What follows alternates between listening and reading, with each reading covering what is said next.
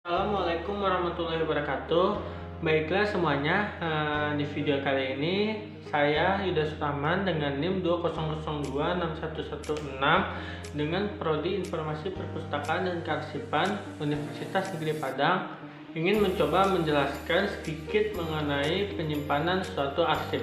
Maka dari itu, di video ini saya ingin menjelaskan bagaimana cara pemeriksaan arsip, penggunaannya, serta penyimpanannya yang sesuai dengan kode klasifikasinya yang ada sesuai dengan Peraturan Pergub nomor 102 tahun 2014. Maka dari itu saya ingin mencoba menjelaskannya sedikit mengenai penyimpanan arsip. Langsung saja kita ke video pembuatannya.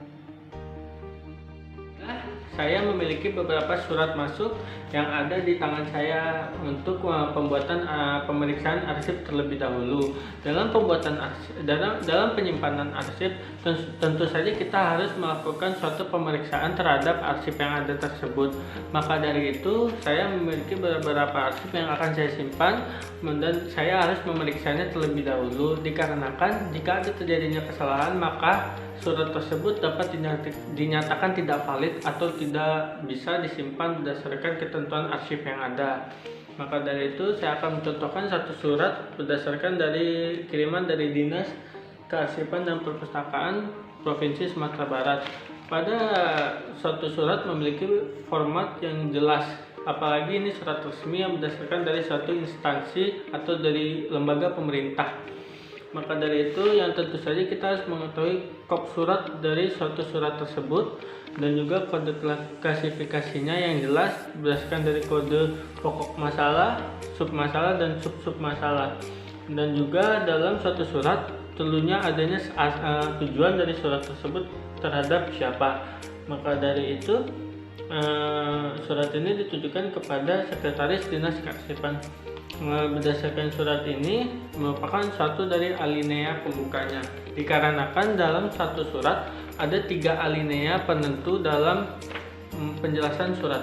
Yang pertama yaitu alinea pembuka, dan ada isi serta ada penutup, dan juga terteranya tujuan surat tersebut atau ditujukan kepada siapa. Maka dari itu, jika suatu surat telah memenuhi format-format tersebut, surat sudah bisa melakukan penggunaannya atau penyimpanannya ke dalam suatu arsip.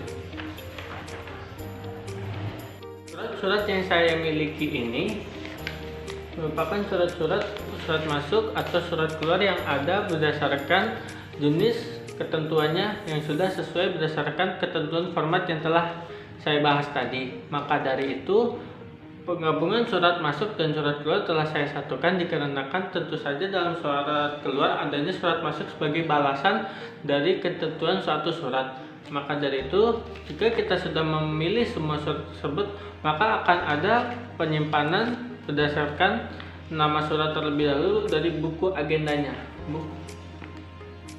Buku agenda ini berfungsi sebagai pencatatan suatu surat yang ada pada suatu instansi, mau itu surat masuk atau surat keluar, dan ini dapat menjadikan suatu berkas bagi suatu kearsipan agar dapat mengetahui surat-surat apa saja yang ada dalam suatu instansi tersebut.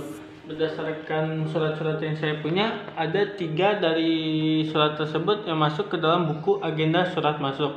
Buku agenda surat masuk ini berfungsi untuk mencatat surat-surat yang masuk dari luar instansi ke dalam instansi kita sendiri. Setelah itu ada buku agenda surat keluar. Buku agenda surat keluar ini yaitu memiliki tujuan untuk mencatat segala sesuatu surat yang kita tulis untuk pihak keluar. Seperti kita mengirimi surat ke dalam suatu instansi lain, maka dari itu kita tulis di buku agenda surat keluar ini agar kita mengetahui berapa jumlah atau apa saja surat yang kita ingin tujukan kepada suatu instansi. Baiklah, langsung saja kita ke penyimpanan berdasarkan lembar disposisinya. Setelah mencatat suatu buku agenda, surat masuk dan juga surat keluar yang ada pada suatu instansi, maka dari itu kita mengisi mengenai lembar disposisi. Nah, baiklah, lembar disposisi ini gunanya untuk mencatat suatu surat masuk secara spesifik agar disimpan ke dalam arsip dan lebih jelas mengenai indeks serta kode yang ada pada surat tersebut. Maka dari itu ada dua lembar disposisi yang berwarna putih dan yang berwarna merah muda.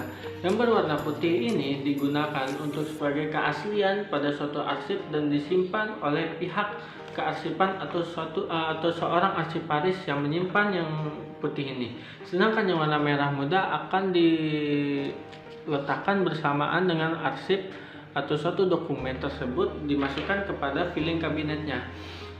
Langsung saja kita menjelaskan mengenai apa saja yang ada pada lembar disposisi. Baiklah, pada lembar disposisi kita akan menjelaskan mengenai apa saja bagian-bagian yang ada pada suatu lembar disposisi.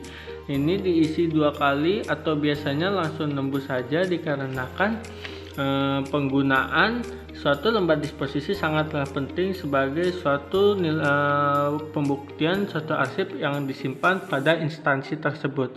Baiklah, kita akan menjelaskan mengenai suatu lembar disposisi. Di sini ada indeks, yaitu BIMTEK website.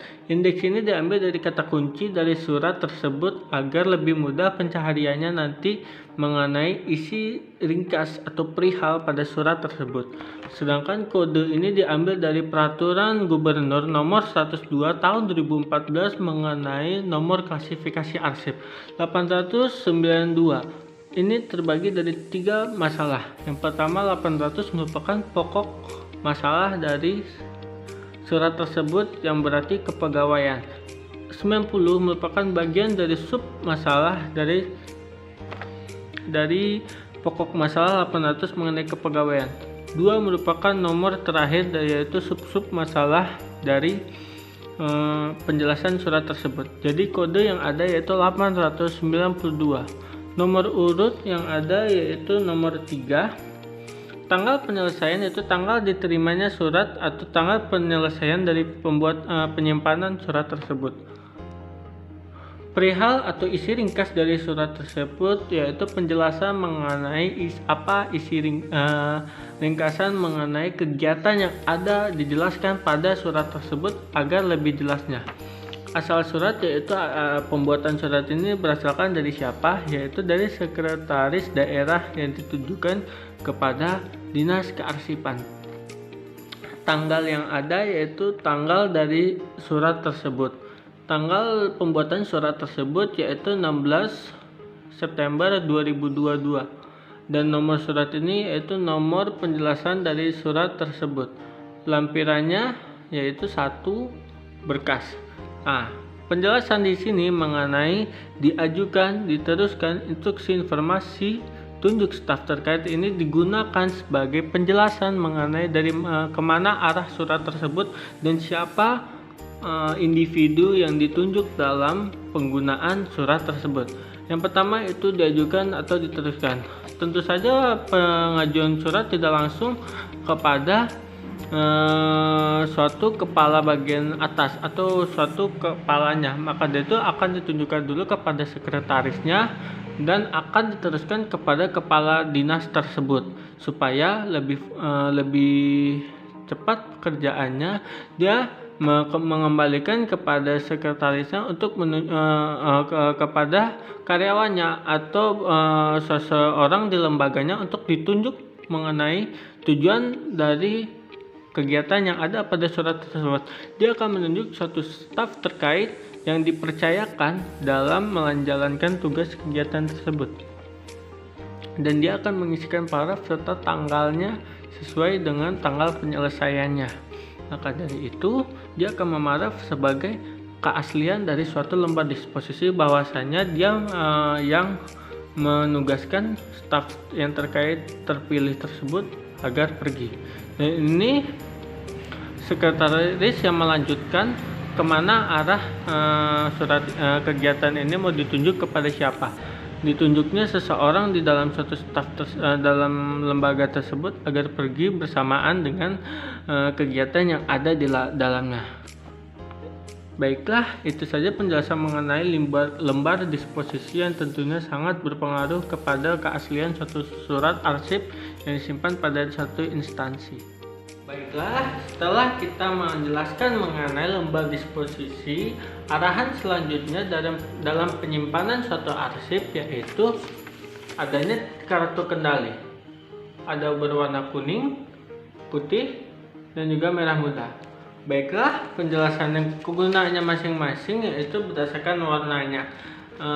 Yang putih merupakan keaslian dari penyimpanan indeks suatu surat tersebut yang akan disimpan oleh arsiparisnya.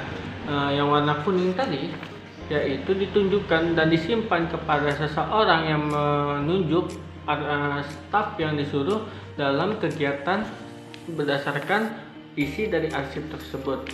Sedangkan yang warna merah muda ini merupakan pegangan dari kartunya yang kepada staf yang ditunjuk dalam pelaksanaan tugasnya dalam melakukan kegiatan berdasarkan arsip tersebut. Maka dari itu, 3 kartu kendali ini memiliki fungsi dan penjelasannya dalam kegiatannya masing-masing. Maka dari itu, diperlukannya pemahaman terlebih dahulu dalam penggunaan kartu kendali dalam penggunaan arsip tersebut. Setelah semua penggunaan arsip ini terjadi dengan baik, maka arsip yang ada tadi akan disimpan ke dalam filing kabinet dengan penjelasannya sebagai berikut. Mengenai penjelasan bagaimana kartu kendali itu adanya hampir sama dengan lembar disposisi tadi, yaitu adanya indeks, yaitu mengenai kata kunci yang ada dari arsip tersebut, adanya kode, adanya nomor urut dari pengisian dari surat agenda surat masuk tadi, adanya isi ringkas dari arsip tersebut, adanya asal dari surat arsip tersebut, adanya tanggal surat yaitu penerimaan arsipnya, nomor surat dari nomor arsip tersebut, lampiran mengenai berkas apa saja yang ada dalam penerimaan arsip itu, dan juga pengelola ini merupakan staf yang ditugaskan dalam menunjukkan kegiatan suatu dari isi arsip tersebut. Sangat diteruskan sama dengan penerimaan surat, yaitu tanda terimanya yang diisi oleh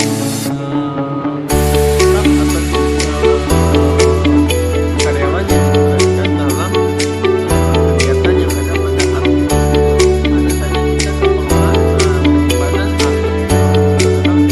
arsip, dalam penyimpanan arsip di filing kabinet adanya istilah sekat merupakan sebagai pembatas antara kode klasifikasi map gantung yang satu dengan yang lainnya. Dalam istilah sekat ini memiliki 3 bagian, yaitu yang pertama ada yang primer. Primer ini terdiri dari pokok masalah dari suatu arsip. Yang kedua yaitu sekunder. Sekunder merupakan sub masalah dari suatu arsip tersebut. Yang terakhir yaitu tersier, yaitu sub masalah berdasarkan arsip yang disimpan. 3 bagian ini merupakan 3 bagian penting dalam penyimpanan suatu arsip berdasarkan kode klasifikasi yang didasarkan dari Peraturan Gubernur Nomor 102 Tahun 2014. Langsung saja kita ke video praktek penyimpanan arsip tersebut. Di sini ada penjelasan mengenai sesudahnya penulisan lembar disposisi yang akan disimpan bersama arsip tersebut. Langsung saja kita ke penyimpanan dari filing kabinet yang ada. Di sini ada beberapa benda yang saya pegang. Yang pertama yaitu ada sekat yang sudah saya jelaskan tadi. Yang kedua ada map gantung. Yang terakhir yaitu folder dari penyimpanan arsip tersebut. Baiklah, lanjut saja kita menyimpannya berdasarkan kode klasifikasi yang ada berdasarkan arsip yang kita miliki. Yang pertama yaitu ada kode 000 dan disimpan berdasarkan pokok masalah umum dan disimpan ke dalam folder yang sesuai dengan masalah tersebut.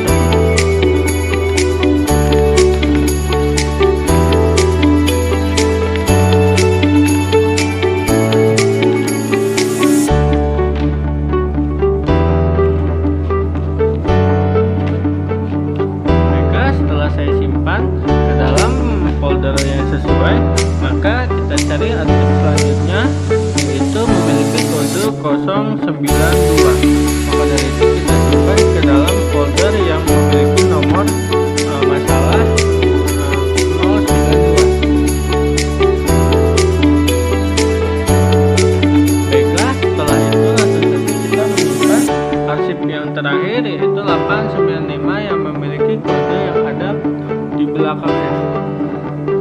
895.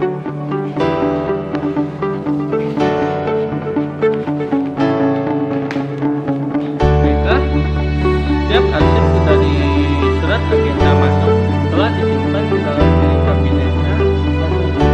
Kita masukkan ke dalam box menyimpan dari map gantung tersebut.